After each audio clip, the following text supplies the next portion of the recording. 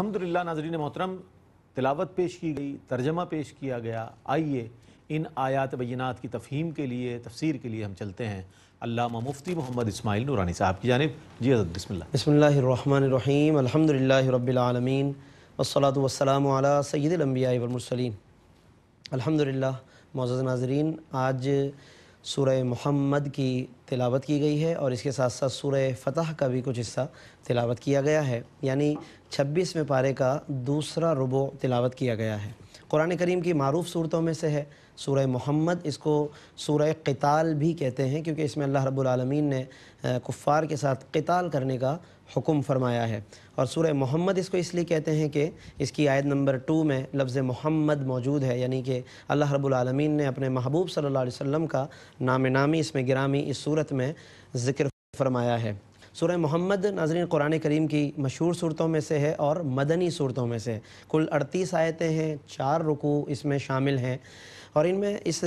صورت کی آیتوں میں اللہ رب العالمین نے، چونکہ مدنی صورت ہے تو وہاں کے جو معاملات تھے اور وہاں کی ضروریات تھیں اس کو اللہ رب العالمین نے بیان فرمایا۔ خاص طور پر مکی زندگی میں جن مظالم کو برداشت کیا اور کفر کی اور کفار کی طرف سے شرارتوں کو برداشت کیا، تو اب مدنی زندگی میں ان کے خلاف قدم اٹھانے کا جو حکم فرمایا گیا تھا، پھر اس کے نتیجے میں جو پھر ضرورتیں پیش آئیں کہ قتال کے کیا طریقہ کار ہوگا، پھر اگر جنہیں قیدی بنا لیا جائے اس کا کیا طریقہ ہوگا، قیدیوں کے ساتھ سلوک کیسا کرنا چاہیے، یہ اور اس سے ملتے جلتے متعلق مضامین اللہ رب العالمین نے اس صورت میں بیان فرمائے۔ چنانچہ ابتدائی کچھ آیتوں میں ہی ہمیں یہ بات ملتی ہے کہ فرمایا فَإِذَا لَقِيتُمُ الَّذِينَ كَفَرُوا، جب تمہارا ان کے ساتھ کفار کے ساتھ آمنا سامنا ہو جائے،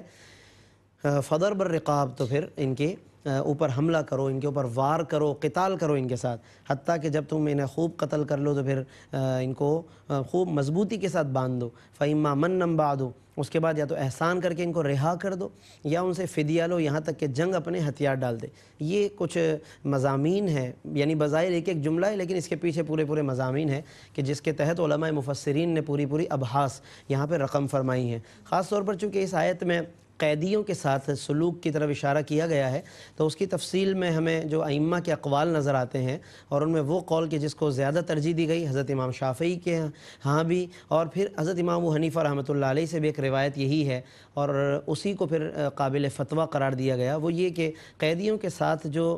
سلوک کرنے کے معاملے میں اختیار ہے حاکم وقت کو، وہ 4 طرح سے ہے۔ چاہے تو وہ ان قیدیوں کو بھی چاہے تو قتل کر سکتا ہے، چاہے تو پھر ان کو قید میں رکھے، اور چاہے تو کچھ معاوضے پر ان کو آزاد کر دے، یعنی کہ ان سے فدیہ لے لے، یا چاہے تو پھر انہیں آزاد کر دے۔ تو یہ تمام باتیں علماء مفسرین نے ان آیات کی تفسیر میں بیان فرمائی ہیں۔ اس کے بعد پھر اہل ایمان کو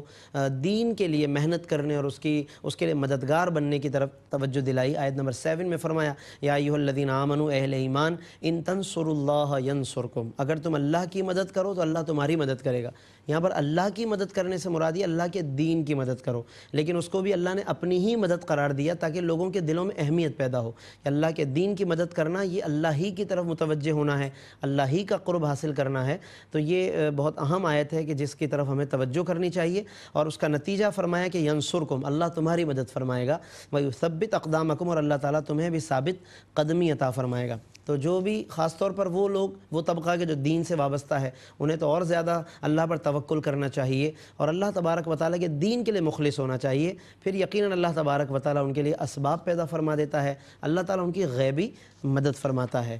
پھر اس کے بعد اہل ایمان اور کفار کی زندگی کا ایک فرق بیان فرمایا کہ اہل ایمان جو ہیں ان کا مقام یہ ہے کہ جنہوں نے نیک عمل کے ساتھ زندگی گزاری تو انہیں اللہ تعالیٰ جنتوں میں داخل فرمائے گا، جبکہ کفار کا معاملہ کیا ہے؟ فرمایا والذین کفروا، اور وہ لوگ کہ جنہوں نے کفر کیا، یتمتعون، تو وہ تو محض ایک عیش میں وقت گزارتے ہیں عام طور پر، ویاکلون کما تاکل الانعام، اور وہ محض اس طرح کھانے پینے میں ہی وقت گزار دیتے ہیں کہ جس طرح جانوروں کا وقت گزر جاتا ہے۔ تو یہ کفار کا وتیرہ ہے کہ کما تاکل الانعام، جیسا کہ جانور کھا پی کر بس چلے جاتے ہیں دنیا سے، تو کفار کا۔ تو ایک صاحب ایمان کو اللہ نے جب ایمان کی نعمت دی، ایمان کی دولت دی، تو اس کا رویہ، اس کا وتیرہ ایسا نہیں ہونا چاہیے، بلکہ اس کی زندگی تو ایک بہت مؤثر زندگی ہونی چاہیے، مفید زندگی ہونی چاہیے، اور وہ کہیں کسی کے ساتھ بیٹھے تو فائدہ پہنچائے یا اس سے ایک اچھا ایسا فائدہ اٹھائے جو اس کے اخلاق پر، اس کے دین پر اچھی عادات و اطوار مرتب کرے۔ اس کے بعد پھر اللہ رب العالمین نے جنت کے احوال بیان فرمائے ہیں، فرمایا مثل الجنت التی وعد المتقون، فرمایا احوال اس جنت کے کہ جس کا وعدہ متقیوں سے کیا گیا ہے، اس جنت کی کیفیت بتائی تاکہ لوگ اور رغبت کریں۔ یہاں پر ناظرین یہ بات ہمیں یاد رکھنی چاہیے کہ اللہ رب العالمین جب جنت کی کیفیت کو بیان فرماتا ہے تو وہ اس لیے تاکہ لوگ اس جنت پر غور کریں اور اس کی طرف رغبت کریں۔ اللہ فرماتا ہے فیہا انہار من ماء غیر آسن، اس میں ایسی نہریں ہیں کہ جس میں پانی ہے، اور اس میں ایسا پانی کہ جو کبھی جس کا مزہ، جس کا ٹیسٹ بگڑنے والا نہیں ہے۔ ایک تو نہریں جو پانی کی نہریں ہیں، پھر دوسری یعنی نہروں کی کئی اقسام ہیں نا، وہ انہار من لبن، اور ایسی نہریں بھی جو دودھ کی ہیں، لم یتغیر طعمہ، جس کا ذائقہ کبھی نہیں بدلے گا، یعنی اس کی لذتیں بس بڑھتی رہیں گی، تبدیل نہیں ہوں گی۔ وَأَنْهَارٌ مِّن خَمْرٍ، اور اس میں شراب طہور کی لذتیں بھی ہیں،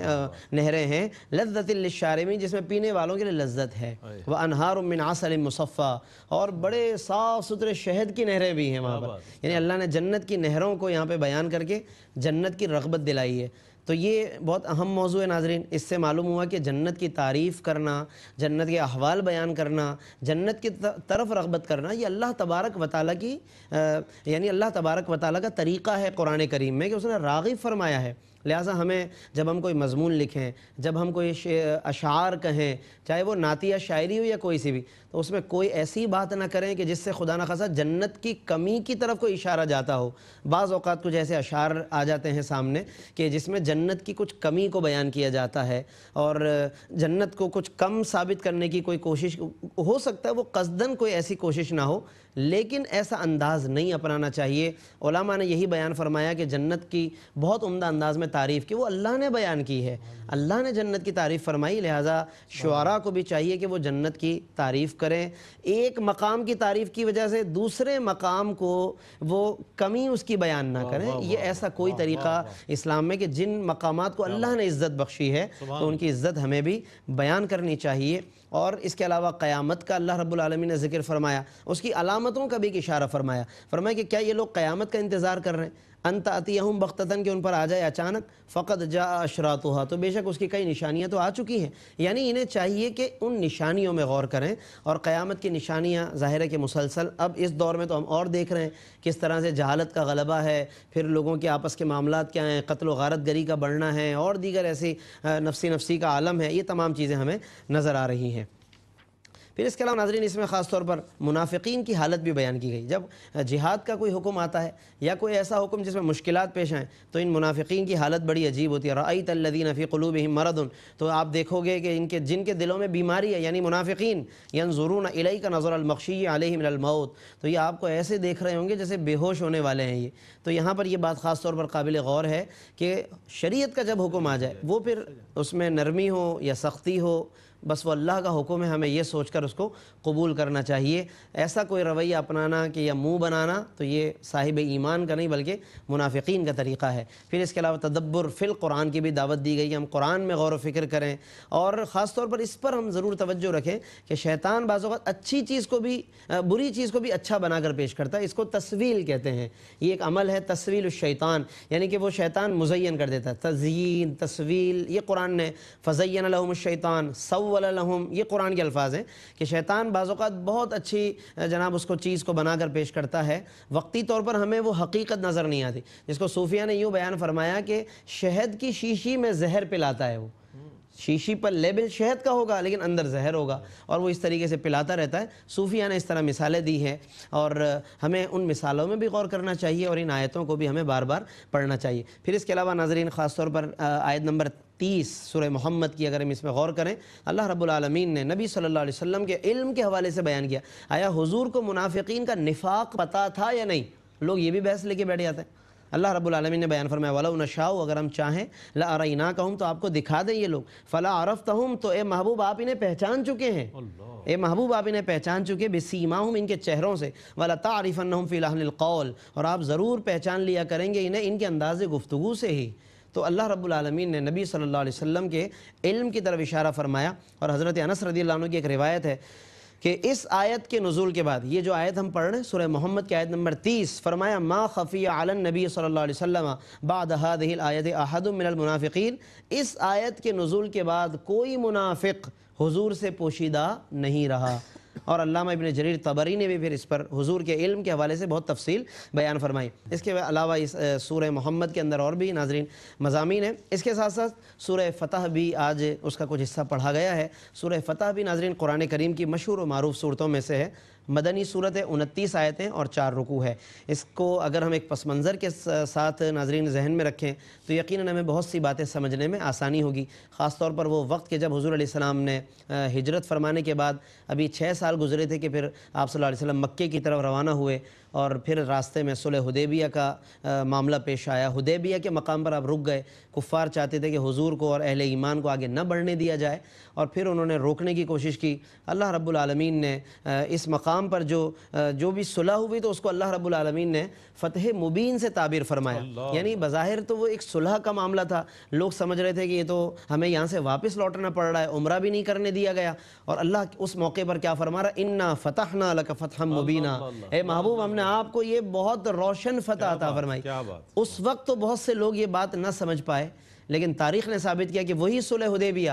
پیش خیمہ بنی ہے فتح مکہ کے لیے۔ یعنی 2 سال کے عرصے میں حالات ایسے بدل گئے کہ صلح ہو چکی تھی تو ایک دوسرے کی طرف آنا جانا شروع ہوئے، قریب سے مسلمانوں کو دیکھنا شروع ہوئے۔ اس سے پہلے ایک بالکل بندش کی کیفیت تھی، پھر آنا جانے لگے ایک دوسرے کے ہاں تمام معاملات۔ قریب سے جب مسلمانوں کے اخلاق کا مطالعہ کیا تو یوں ان 2 سالوں میں ہی ایک بہت بڑی تعداد تیار ہو گئی، ایک بڑا لشکر جرار اللہ نے اپنے حبیب کو عطا فرمایا، اور پھر وہی لشکر لے کر حضور علیہ السلام اگلے 2 سال کے بعد سن 8 ہجری کے اندر مکے کی طرف روانہ ہوئے ہیں، اور فاتح مکہ کی شان سے مکے میں داخل ہوئے ہیں۔ اللہ نے اسی کی طرف اشارہ کیا کہ انا فتحنا لک فتحا مبینا، اے محبوب یہ بظاہر صلح ہے، حقیقت میں فتح ہے یہ، اور صرف فتح نہیں بلکہ فتح مبین، اللہ نے ایک روشن فتح عطا فرمائی۔ اس میں ناظرین اور بھی مضامین ہیں کہ اللہ رب العالمین نے پھر آپ کے درجات کی بلندی، لیغفر لک اللہ، آپ کے درجات کی بلندی کی طرف اللہ نے اشارہ فرمایا، اور یتم نعمتہ کہہ کر تکمیل نعمت کا اشارہ فرمایا، ویہدیک صراطا مستقیما، صراط مستقیم پر استقامت اللہ نے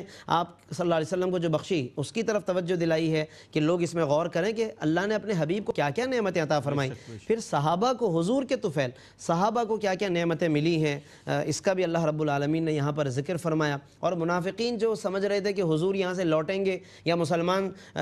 مکے گئے ہیں تو ناکام ہو کے لوٹیں گے، تو ان کی امیدوں پہ اوس پڑ گئی، ان کی ساری امیدیں باطل ہو گئیں۔ اللہ نے پھر اس کا بھی ذکر کیا کہ منافق و مشرک اپنے گمان میں کیسے ناکام ہو گئے اور کس طریقے سے خائب و خاسر ہو گئے۔ یہ تمام باتیں بھی اس صورت کا حصہ ہیں، لیکن ناظرین چونکہ سورۃ الفتح کی تلاوت کا سلسلہ بھی جاری ہے، کل کی نشست میں یہ صورت انشاءاللہ مکمل ہوگی، اس کے بعد کی تلاوتیں بھی ہوں گی، تو انشاءاللہ سورہ فتح کے مضامین کو مزید انشاءاللہ کل کی نشست میں ہم بیان کریں گے۔ اللہ تعالی ہم سب کو ان تمام مضامین کو یاد رکھنے، ان میں غور و فکر کرتے رہنے کی توفیق عطا فرمائے، آمین۔ وآخر دعوانا الحمدللہ رب العالمین۔ ماشاءاللہ، بہت شکریہ مفتی صاحب، جزاک اللہ۔